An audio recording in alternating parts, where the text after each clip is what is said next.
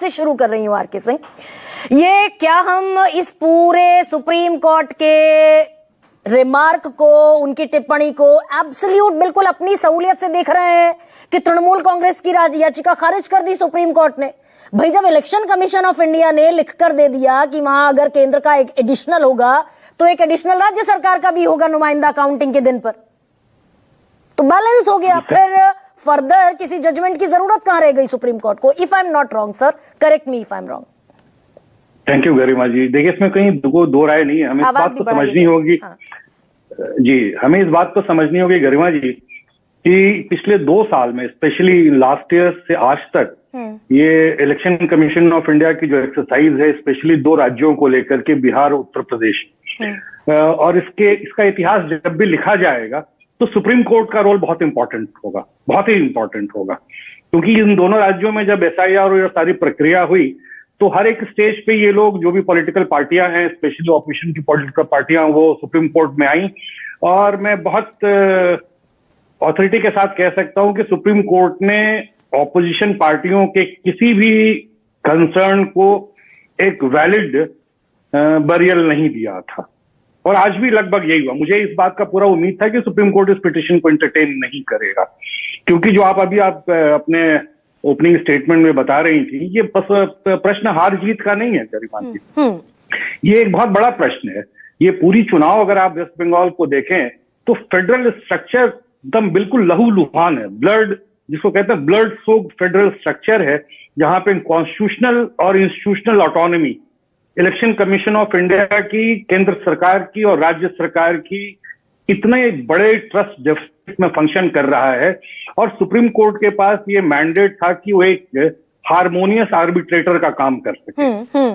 But unfortunately I have to say, being a part of that organisation and institution, I respect my court very much, but unfortunately Supreme Court here has failed the institution.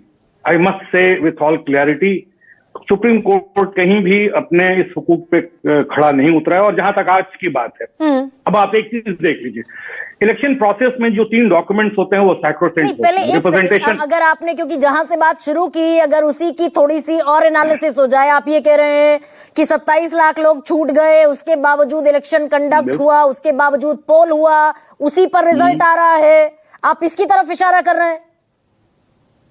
ठीक है, आपने जब कह ही दिया तो फिर हाथ कंगन को आरती क्या, मैं बोल ही देता हूँ। मैं सोच रहा था कि ना बोलूं। अब 27 लाख लोग पूरे इलेक्टोरल प्रोसेस से बाहर चले गए। हमारे यहाँ सुप्रीम कोर्ट के एक माननीय जज साहब ने बोला कि doesn't matter, if you do not vote this time you can vote next time. It's just like वो जो फ्रेंच क्वीन थी, you don't have bread have cake, right? तो आप ऐसी बात समझिए। I am very certain that right to vote is not a fundamental right, but it's a constitutional right. The power of one says even if one person is left behind, that process becomes vitiated. Like एक रुपए का अगर घपला हो या 1000 का घपला हो, वो घपला ही मानता है सुप्रीम कोर्ट। तो यहाँ तो 27 लाख लोग इस पूरे प्रोसेस से छूट गए। और दूसरी बात, अब ये देखिए, जब आप लॉजिकल डिस्क्रिपेंसी का एक, जिसको कहते हैं रोमांटिक वर्ड इस्तेमाल किया आपने वोटर प्यूरिफिकेशन के लिए, तो ये कहीं भी स्टैचू का पार्ट नहीं था, ये आपकी इमेजिनेशन थी। इस इमेजिनेशन को सुप्रीम कोर्ट ने अपने जो इनहेरेंट पावर है 142 का इस्तेमाल करके उसको साइंटिफाई कर दिया और एक सांप अपने गर्दन में लपेट लिया। वो क्या था साहब, जब आप दोनों आदमी हट जाइए, अब मैं ये करा दूंगा। आपने करा दिया उसको क्या? सुप्रीम कोर्ट ने जो अपने जुडिशियल ऑफिसर्स को लगाया, उससे 27 लाख लोगों का की जो मुश्किलें थी वो सॉल्व हो गई, नहीं हुई ना। अल्टीमेटली यही क्या, मैं अब cut the long story short sir, ये क्या आज होता हुआ दिखा क्या सुप्रीम कोर्ट में? भाई अगर ऑलरेडी वहां माइक्रो ऑब्जर्वर काउंटिंग डे पर, काउंटिंग की टेबल पर माइक्रो ऑब्जर्वर केंद्र सरकार का नुमाइंदा वहां मौजूद है, तो ये चुनाव आयोग कहता दिख रहा है कि भाई एक और चाहिए सेंट्रल का एम्प्लॉय या पीएसयू का एम्प्लॉय। और सुप्रीम कोर्ट क्या कह रहा है? सुप्रीम कोर्ट कह रहा है कि अगर दोनों भी काउंटिंग सुपरवाइजर और काउंटिंग एजेंट दोनों भी अगर केंद्र सरकार के हों तो भी we can not intervene in that. Right, you cannot intervene because you have decided to selectively intervene as and when it pleases you, right? So now coming to the point which you have raised, अब election processes में 3 documents होते हैं, representation of people's act, handbook of returning officers and handbook of returning agents. ये सारे के सारे जो documents होते हैं, ये विम्स एंड फैंसीज के नहीं, इलेक्शन कमीशन ऑफ इंडिया के, कि जब मन किया कोई क्लॉज जोड़ दिया, जब मन किया किसी ऑफिसर को हटा दिया, जब मन किया इंट्रोड्यूस कर दिया। जब ऑलरेडी माइक्रो ऑब्जर्वर्स की प्रोविजन ऑलरेडी थी वहां पे, और हैंडबुक ऑफ रिटर्निंग एजेंट्स में ये प्रोविजन थी, who has mandated the Election Commission of India to introduce these kind of officials afresh? If they have been introduced, then it must be explained. जो democracy है हमारी, election जो है वो participatory है गरिमा जी, ये वन साइडेड नहीं चल सकता। इलेक्शन कमीशन ऑफ इंडिया चुनाव के समय एक यूनिटरी बॉडी के रूप में काम करता है, अपनी दादागिरी करने के लिए नहीं कि जब मन किया जो भी मन किया इंट्रोड्यूस कर दिया। अगर ऐसा कर रहा है तो सुप्रीम कोर्ट के पास 142 में पावर था कि उसको रिविजिट करता और इलेक्शन कमीशन ऑफ इंडिया से ये पूछता कि ये इस टाइप के जो आपने ऑफिसर्स को इंट्रोड्यूस करे हैं उसके पीछे का रैशनल क्या है, कहाँ पे आपको ये गुप्त सूचना मिल गई कि इतने बड़े लेवल पे गड़बड़ी होने वाली है, और ये सूचना आपको कब मिली? आप ठीक है, आप ओपनली नहीं बता सकते, सील्ड कवर में दे दीजिए। आप सील्ड कवर में तो दे ही सकते थे, लेकिन unfortunately for the reasons best known to the supreme court itself, उन लोगों ने बोला कि ये सवाल भी बस आरके सिंह 2-3 सवाल और आपसे पूछ रही हूँ। ये सवाल पूछा जाना चाहिए भाई 13 अप्रैल का ये सर्कुलर है जिसमें वो जरूरत महसूस कर रहे हैं गड़बड़ी हो सकती है काउंटिंग डे पर, इसलिए एडिशनल केंद्र के नुमाइंदे को रखना वहां जरूरी है। तब तक ना पहले फेज का इलेक्शन हुआ था ना दूसरे फेज का इलेक्शन हुआ था, तो ये जानकारी इलेक्शन कमीशन ऑफ इंडिया को कैसे मिली जब ऑलरेडी वहां कितने लोग डिप्लॉयड हैं, पूरी मशीनरी बदल दी, चीफ सेक्रेटरी से लेकर होम सेक्रेटरी तक, कमिश्नर से लेकर डीजीपी तक, बाकायदा यहां से पुलिस ऑब्जर्वर यूपी कैडर का वहां पहुंचा दिया गया। तो ये गड़बड़ी की आशंका, हालांकि काउंटिंग रूम में वो एक अलग मैकेनिज्म है, ये कहां से किन सोर्सेस से पता चलता है चुनाव आयोग को कि गड़बड़ी हो सकती है? यही वही तो मैं कह रहा हूँ, सबसे बड़ा मसला ट्रांसपेरेंसी का है। Coining romantic words will not satisfy the provisions of the constitution.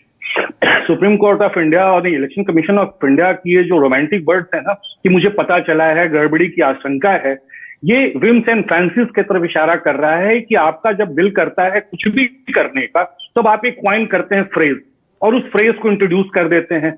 और अनफॉर्चुनेटली जिस इंस्टीट्यूशन को इन फ्रेज को तौलने का, मापने का और उनको वे करने का अधिकार है, वो कहता है कि चुनावी प्रक्रिया है, वो अभी चल रही है और हम इसको वे नहीं करेंगे। तो ऐसे तो ये बिल्कुल कमाल की बात हुई। एज ए लॉयर मुझे ये समझ में नहीं आ रहा है, मैं बहुत एग्रीव्ड फील करता हूँ कभी कभी, मुझे बहुत पीड़ा होती है क्योंकि मैं इंस्टीट्यूशन के साथ बड़ा हुआ हूँ। हम सब जैसे इस खबर को तमाम मीडिया चैनल्स बाकायदा अपनी स्क्रीन पर दिखा रहे हैं और मैं इसका बिल्कुल अलग पक्ष सामने रख रही हूँ, क्या मैं आरके सिंह इसको ठीक तरीके से एक्सप्लेन कर पा रही हूँ कि सुप्रीम कोर्ट ने टीएमसी की याचिका को खारिज नहीं किया क्योंकि इलेक्शन कमीशन ऑफ इंडिया ने लिख कर दे दिया कि भाई हम वहां राज्य सरकार का भी नुमाइंदा रखेंगे जो हमारे ऑलरेडी सर्कुलर में मेंशन है, और इससे काउंटिंग टेबल बैलेंस हो जाती है, इसलिए फर्दर कोई order supreme court of India ने नहीं दिया। नहीं, ये प्रश्न जीत हार का नहीं है, ये बैलेंसिंग एक्ट का भी नहीं है। सुप्रीम कोर्ट के पास